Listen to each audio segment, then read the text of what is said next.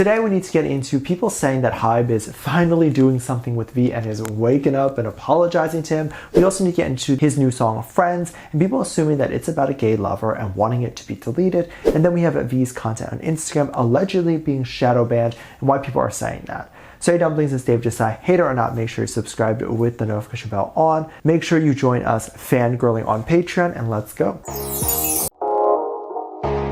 Now, this is an issue that I've wanted to talk about for a really long time because I think a lot of people in the community don't really understand social media. And I get it. Social media is very hard to understand. I don't even fully understand it.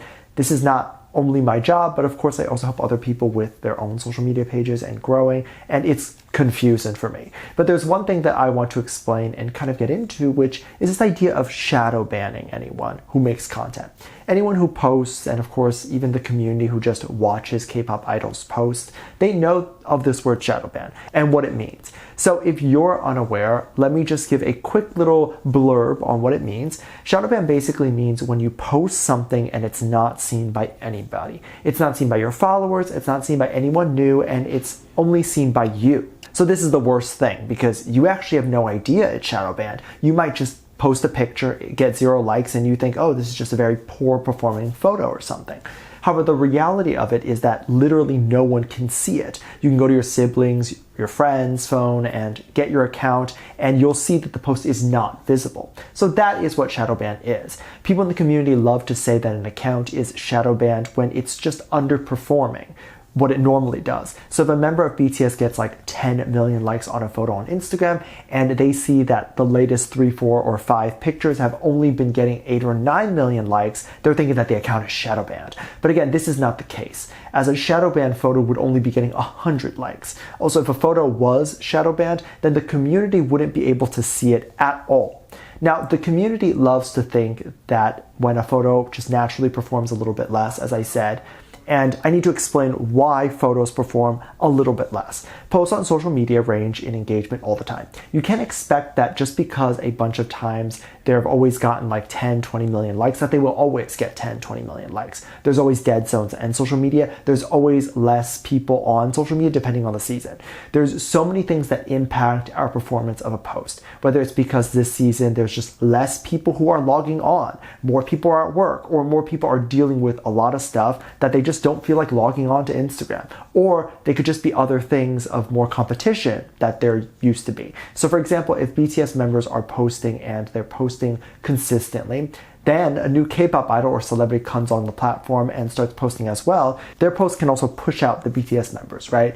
Because when you go into an explore page, a real page or whatever, there's only a certain amount of content they can fill up with that page. And thus, if there's more competition, then there's less chance of anyone else in that spot, right? It kind of pushes out the other people.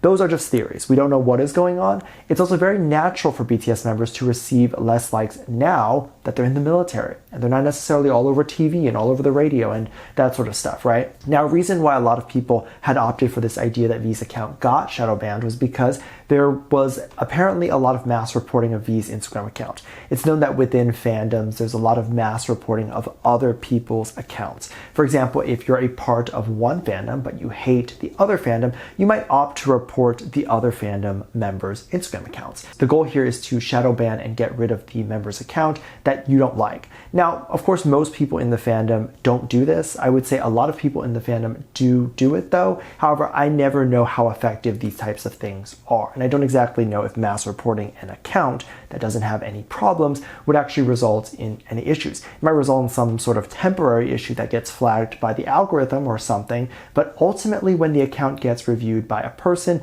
the person is going to be able to say, oh, there's actually nothing wrong with this account, let's fix it.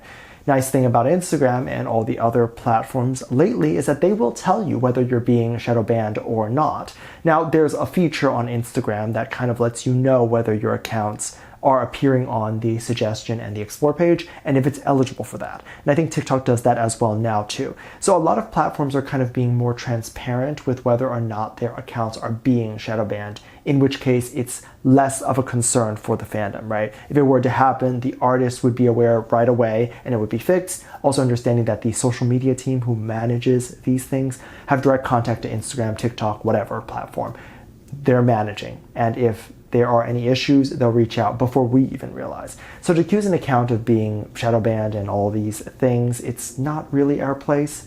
People love to sort of jump on HYBE and say that they're not doing their job and a lot of those sorts of things. And I don't know how I feel about those comments. Recently, V was doing a comeback. He posted a video. He is believed to be releasing a song called Friends, and we'll talk more about that in a little bit. And so there's a lot of people who are very excited over his comeback. There have been some comments, and I'm not sure if they're entirely jokes, but people saying that HYBE has finally woken up and remember that V existed. Of course, this is so annoying to take something that is such a beautiful celebration and such an amazing thing, but turning it into a negative to attack the company. HYBE obviously has not forgotten that he exists, that they're one of their top selling artists, and also there's no legitimate evidence that the company has ever forgotten that he existed or neglected him. People think that because of the recent comeback and HYBE posting all this stuff, that it's their way of apologizing and acknowledging him, when in reality it's likely not. It's just that he had stuff recorded and planned, and now they're just putting it out because that's probably what he wanted before he left. He wanted a lot of pre-recorded content. It's crazy how much assumptions are made on behalf of other people, and it's very important to be aware that the majority of the stuff that you read online when people are angry at the company or angry at the BTS boys are often things that don't make sense. This doesn't just limit to the company and to the BTS boys. It's very much anyone online, specifically in K-pop, but it's pretty much anyone that gets involved in cancel culture. It's rare to see a cancellation of a person that actually makes a lot of sense, and there's always a lot of holes and there's always a lot of stuff that we don't actually know about. All stories have two sides, and until you see both sides, both explanations, you can't really make a judgment. And sometimes you see the original side and you realize, oh yeah, they deserve to be canceled. But before you see both sides, you can't make that decision. It's not fair. Also, a lot of people don't actually ever want to come out and talk about the situation because they just don't see a point in talking about it. It's only going to fan the flames even more. For example, obviously every single person online has gotten controversy and backlash. In my case, specifically, I get backlash all the time. I don't ever really address it because the backlash is not what I'm here for. The point of this channel isn't to sit here and talk about my struggles. I don't make content talking about myself, at least not anymore. Like, the point of the content isn't for me and my face to get clout. It's to get a message out there and get the message famous. So when people start attacking me directly, there's no point in addressing that because that's not what I'm here for. If I'm here to get attention, to do all these things that I get accused of doing, I would sit here and blog about myself. I would sit here and talk about my life. I don't care to do that because that's not what I'm trying to get out there. This channel could have existed a long time ago without my face. However, I couldn't find someone to get on the channel and talk on my behalf and do it regularly, so I decided to do it myself. I didn't necessarily want to be the face of it, and it's actually harder to be the face of a channel because I'm putting my own face and how I look in front of people who can call me ugly and those things. I just really like making videos, and I feel like I have a message that I want to say here, especially with the K-pop community.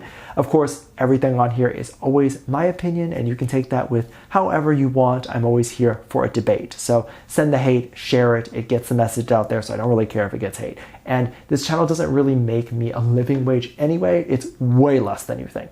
Anyway, V recently released his song Friends. It's actually not released yet, but he said that it was going to be released, and there's a lot of content that's about to come out with this. So there's going to be like a teaser, a music video, short film, just a bunch of very cool stuff. Now, there's already been some sort of backlash with this just based on the fact that V had a song with Jimin called Friends as well. So a lot of people were equating the new song that V is making to reference that he and Jimin are dating. And I think that's very interesting.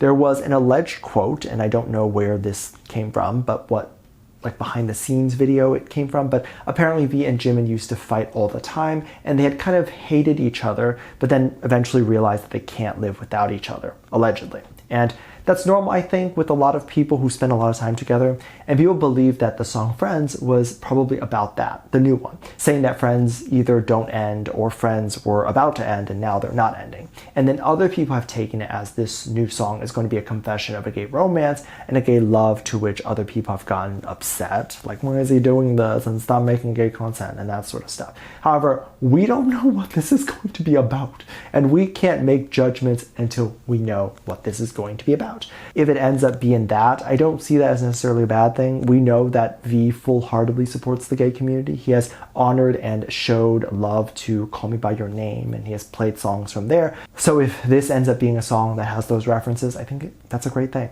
Let me know what you think. Make sure you check out Patreon for more videos. Link down below. Thanks, just leave a comment right here. Love you. Bye.